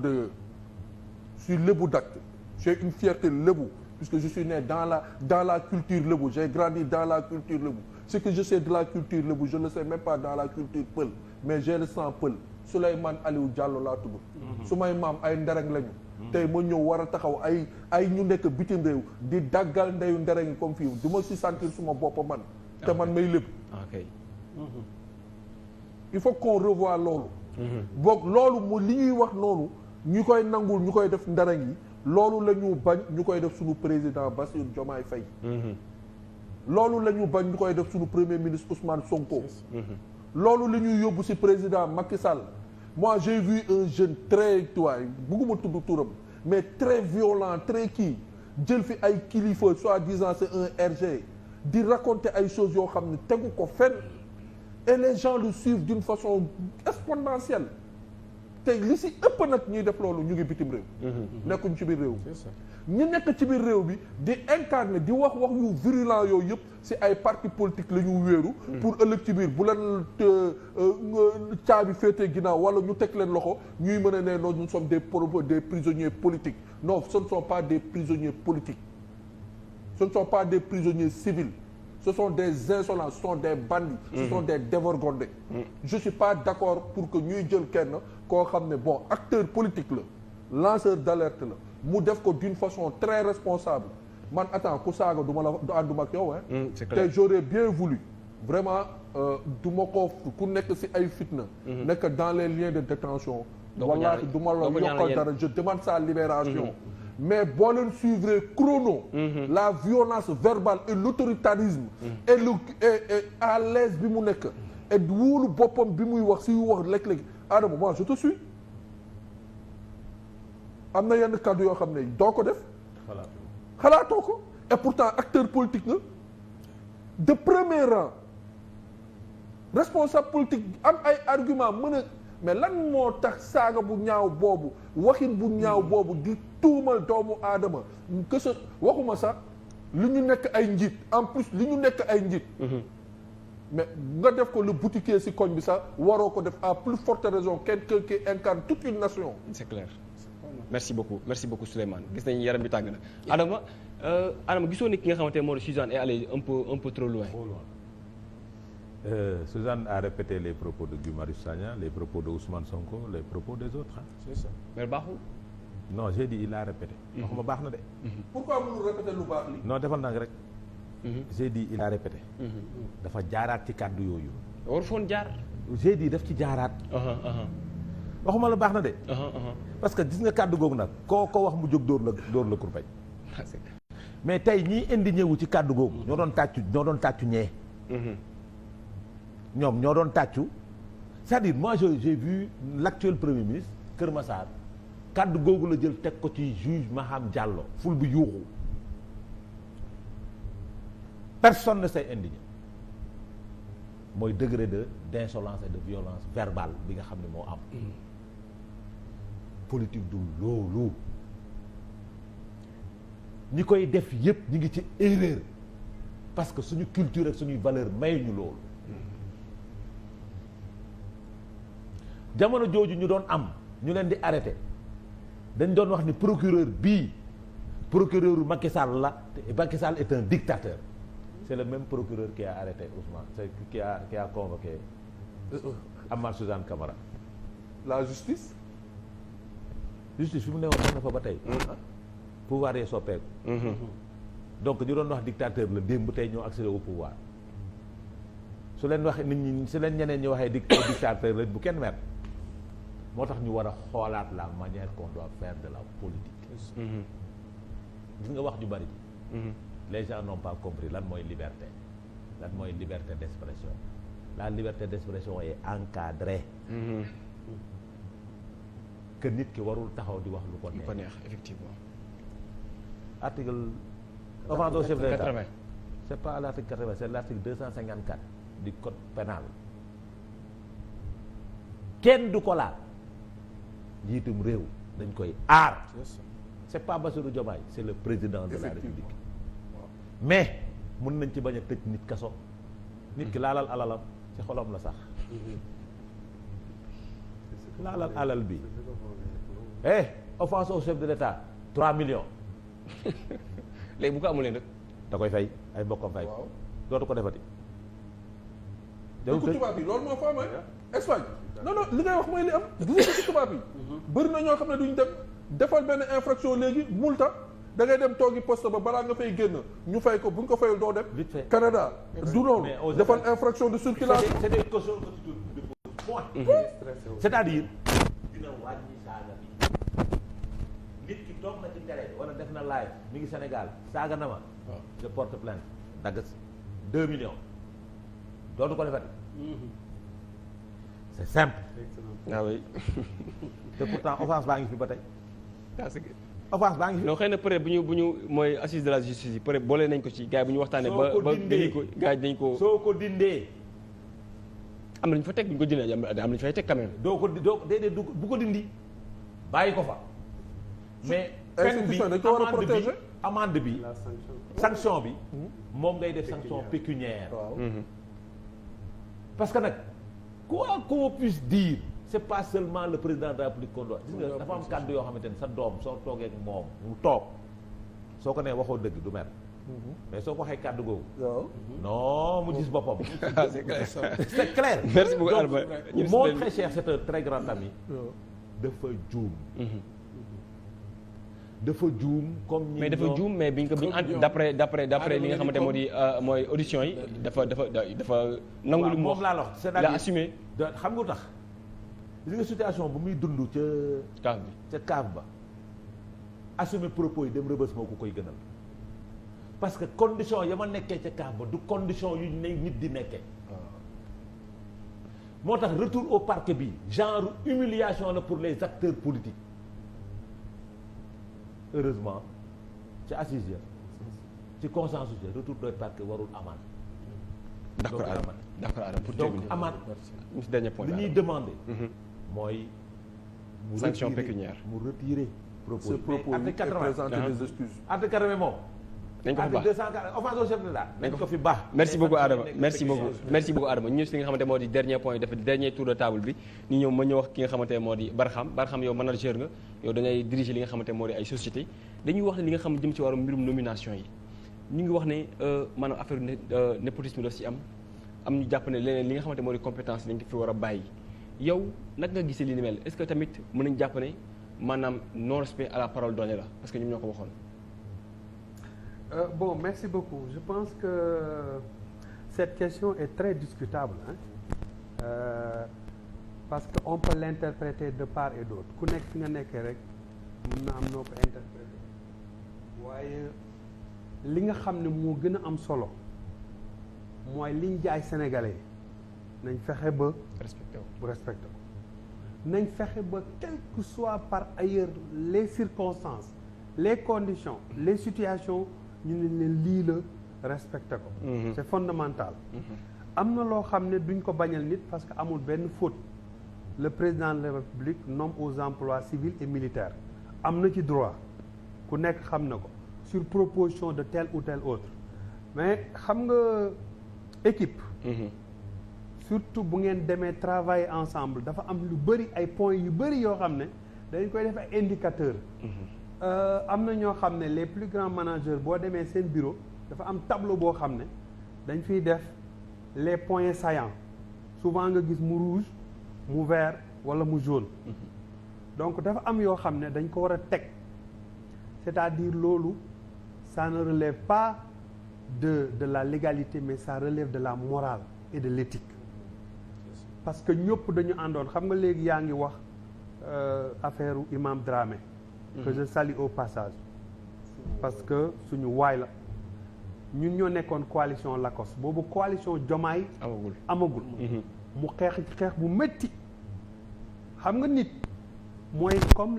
nos amis de Washington ont fait très souvent ñoom Samba Thiam ñoom Tunkara maa ngi leen di nuyu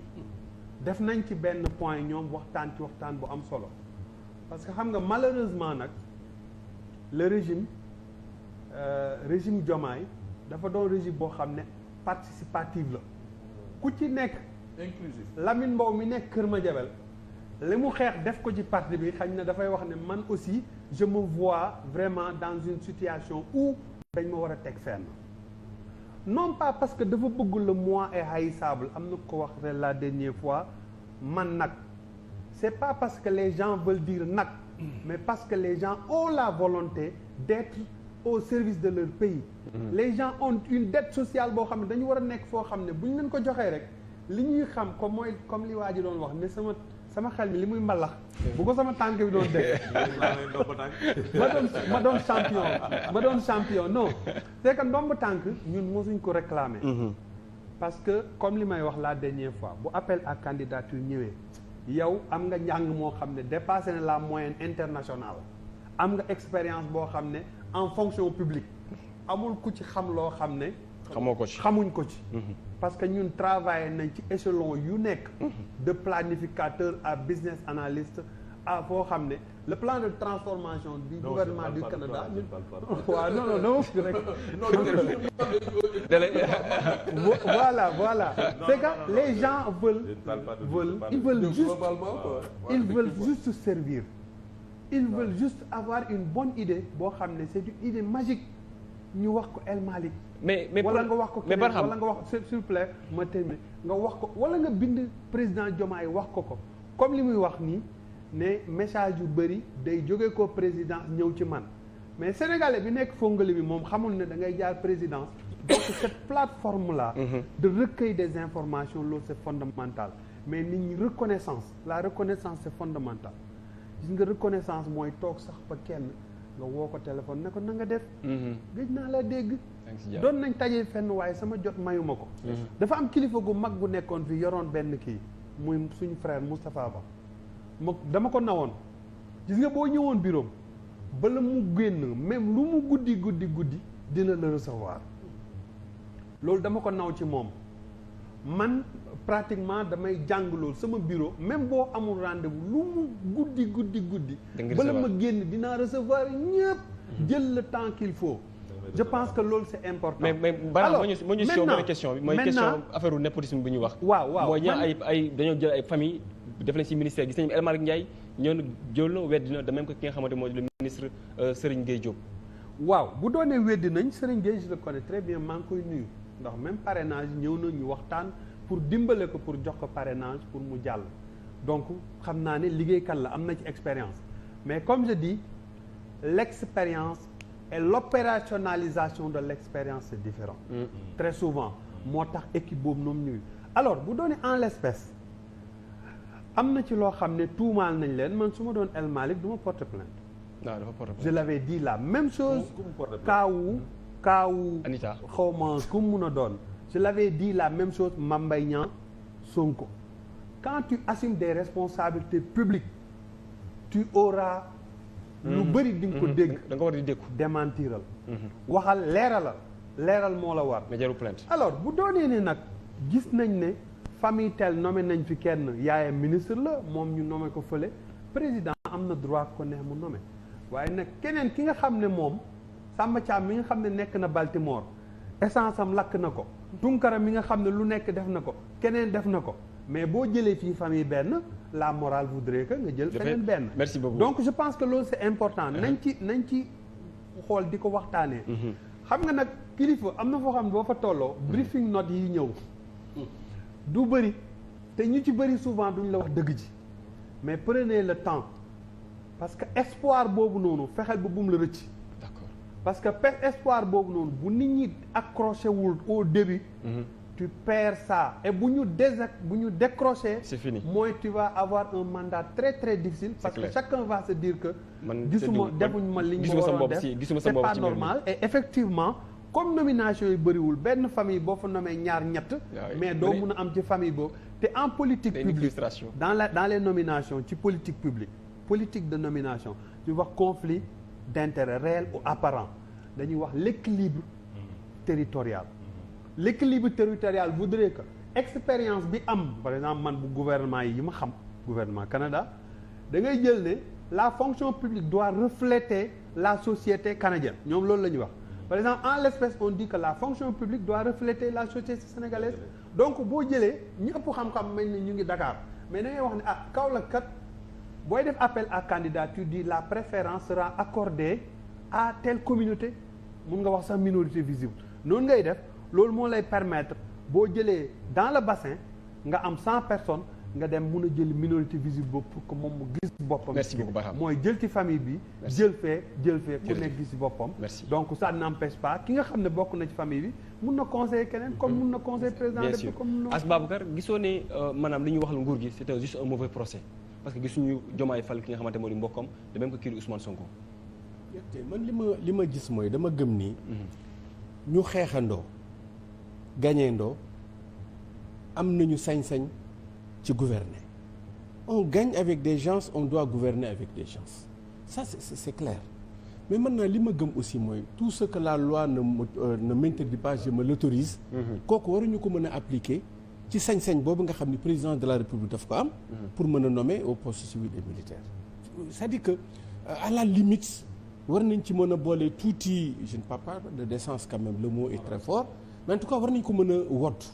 ba nga xam ne li nga xam ne dañ ko fi doon xeex bi ma ci gën a heurté man mooy le doyen Jacques Habib Sy nga xam ne dañu am vaaram mu daan yàq lu ne vraiment le régime passé par rapport yu mel ni tey ji il devait pas accepter lui d'être le conseil spécial du premier ministre sa femme nekk mais moom il était avant Sonko di nekk premier ministre d'accord avant Sonko di nekk premier ministre la ko nekk moo nekkoon conseil waaw mais bu ko ci ñaar ñi fekk see dafa war a génn ab famille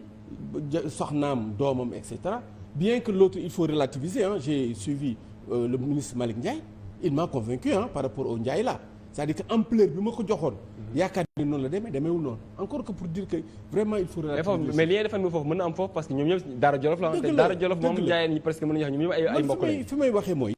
dans le projet vendu l'appel à candidature man dama gëm ni suñu réussir woon ba mu jàll parce que commencé guñu wax naa ko sànq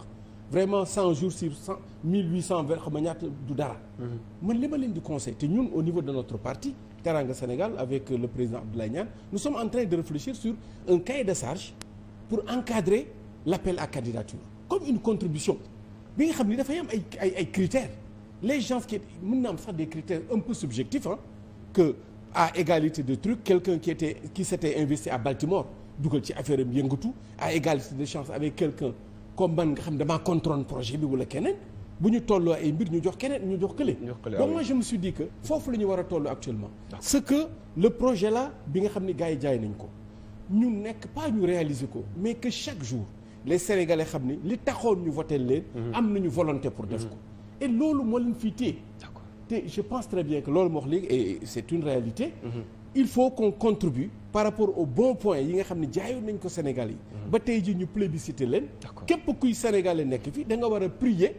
pour jàppale leen ci loolu. pas nga ànd ak ñoom sur le plan politique. pour que loolu ñu mën ko def parce que leur réussite sera la réussite du Sénégal. mais tant qu'ils ne sont pas sur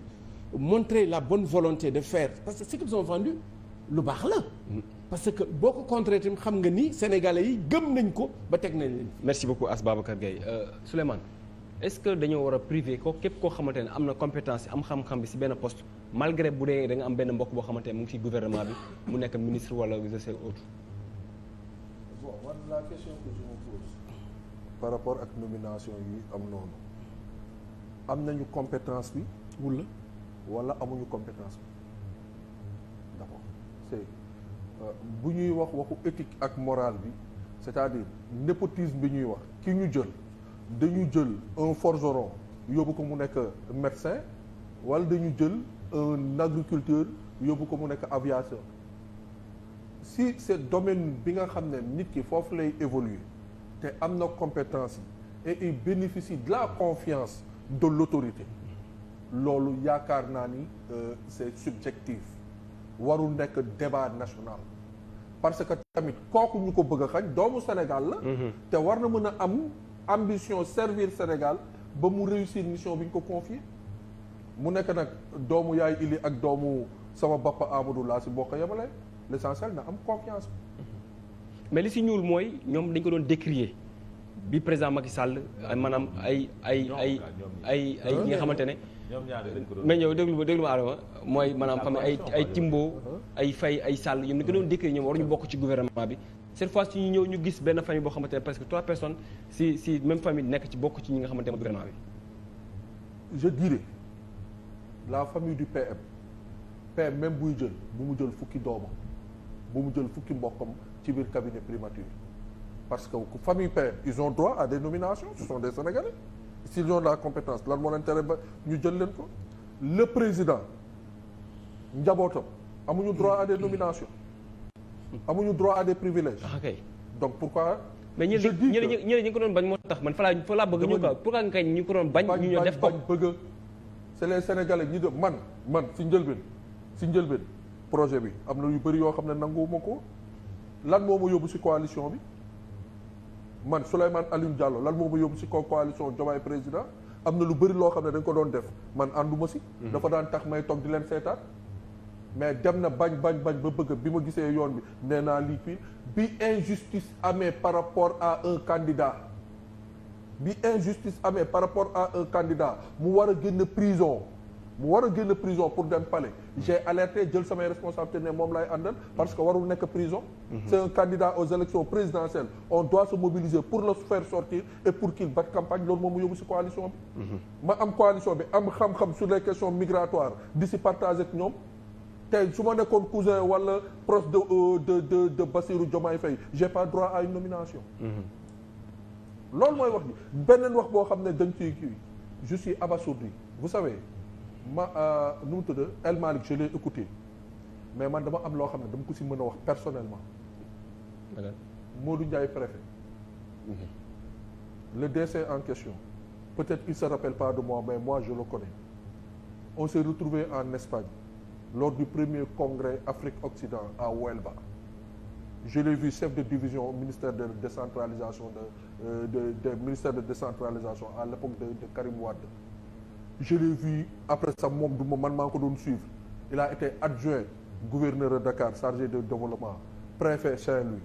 s'il est compétent nit ku maandu apolitique je le dis il ne me connaît pas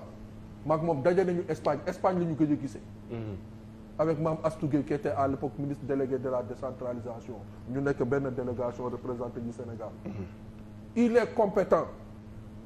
même bu nekkee frère El Malick la je sais que apport bu mu mën a indil département boobu même bu nekkoon frère am la département que transport terrestre li mu mën a indil ministre bi par confiance et par rapport ak loolu su nekkee moom la gis comme collaborateur le plus proche pour l'exécution de sa mission warul nekk problème. Merci beaucoup Adama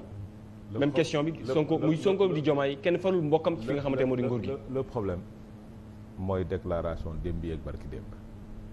Aliou Sall était compétent Karim Wade était compétent Mansour Faye était compétent gars yi dañu bañoon parce que dañu doon wax moral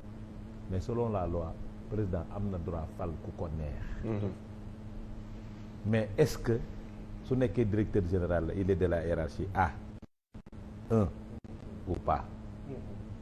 mais fal nañ fi ay nit foofu la ñu war a laaj fal nañ fi ay nit yoo xam ne du hiérarchie A1 ñooñu waruñu nekk DG waruñoo ji nekk conseiller technique waruñu ko foofu tamit c'est des problèmes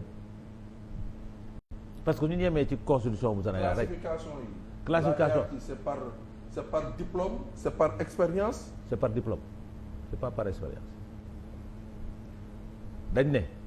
pour être directeur général conseiller technique il faut être un fonctionnaire de la hiérarchie A1 ou bien d'avoir la maîtrise ou bien le master. Ceux qu'ils ont nommé ils n'ont pas le master. mais ñi ñoomee amuñu daa am ñoo xamante ne nga xam amuñu master amuñu maîtrise. dafa am ay cas ban cas la. dafa am ay cas. am ban ak ban fi nommé hiérarchie A2 la. ban la kan la. mooy le notaire de Louga. un notaire. oui de Louga. un notaire est un maîtrisard. non dafa nang rek il a été nommé notaire de Louga. Ok, sinon c'est surnommé notaire de Louga. Dans une nomination, on a dit que c'est un médecin, or c'est un professeur d'histoire-géographie. Et il est nommé au ministère de la Santé. Vous comprenez? Man foofu lay wax. Parce que nomination moom ku la neex falal. su nekkee wóolu nga ko d'abord parce que c'est 70%. C'est 70% pour les nominations. Les 70% c'est la confiance.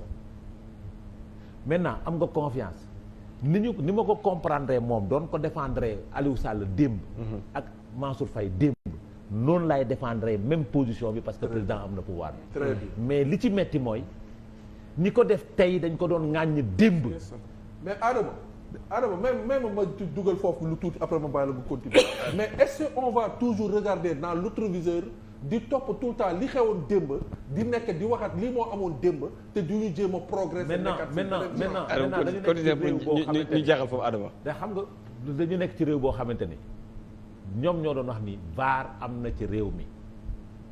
te Sénégal du ñu nekk à cheval des textes et des lois démb dañu tirer sur Aliou Sall démb dañu tirer sur Mansour Faye démb dañu doon génne liste. di ko def neddo ko bandum c'est mal vu et pourtant il y a du neddo ko bandum ici il y en a on l'a vu ce sont nos réalités waaw mais ça ne doit pas se passer loolu tax ma ne la la condamnation là ne devait pas se faire c'est quelque chose qu'on doit bannir Souleymane on doit le bannir Seydina Aliou Adama Diallo Adama accéléré on a fait 1h40 alors qu'on devait faire 1h30 ku fi falu di nga fal say mbokk. effectivement fal ñi xeex ak yow. soo ko deful say mbokk bala. mu jeex tàkk. jaajëf Adama mais malheureusement. xam nga nag gars yi dañu doon jaay ay. man sama gars yi doon leen di xool ba mu yàgg ay ree boo may def quoi c'est-à-dire. merci Adama. c'est parce qu'ils ne comprenaient pas le pouvoir. merci beaucoup Adama. ah vous pensez que non. mu ngi merci ci benn élément bu am. par rapport aux critères de nomination dama ci bëgg a expliquer. temps bi waaw je résume rek rapidement. xam nga léegi en nomination il y a les connaissances il y a l'expérience il y a les compétences. donc ñett yooyu moom ngay jël bu ñu demee ci appel à candidature am na ñaar ko doon wax non wax na ko il a loolu dit. bu doonee appel à candidature. Puisque appel à candidature. merci Adama merci Adama Barham remplace Adama moo fi am. merci As remplace merci beaucoup amul niveau d'étude. merci mais sa rentabilité son efficacité. sa production dans ma société. ko indi woon boo ma indi loon docteur. moom laa am confiance moom nga préféré moom laa mën a bàyyi mu defal ma sama liggéey. merci beaucoup vraiment temps bi ñu cëraloon daanaka 1h30 woon on a fait presque 1h41 minutes vraiment di jaajëfal ñi nga xamante ne ñoo di invité yi di Barham de même que Adama Adous Aliou Souleymane Diallo ak ki nga xamante ne moo di As Babacar Gaye vraiment am nañ kontaante bu baax dal leen fi nga xamante ne moo di Kër Jaraaf vraiment waxtaan bi surtout li nga xamante mooy premier thème bi xam-xam génn na fi di yaakaar nañ ñi nga xamante ne ñoo di nguur gi déggal ñi nga xamante moo di expert li ñu wax fii nii voilà dinañ jox rendez-vous rek incha allah samedi bii di ñëw si yeneen thème ak yeneen invité jaa ngeen jëf.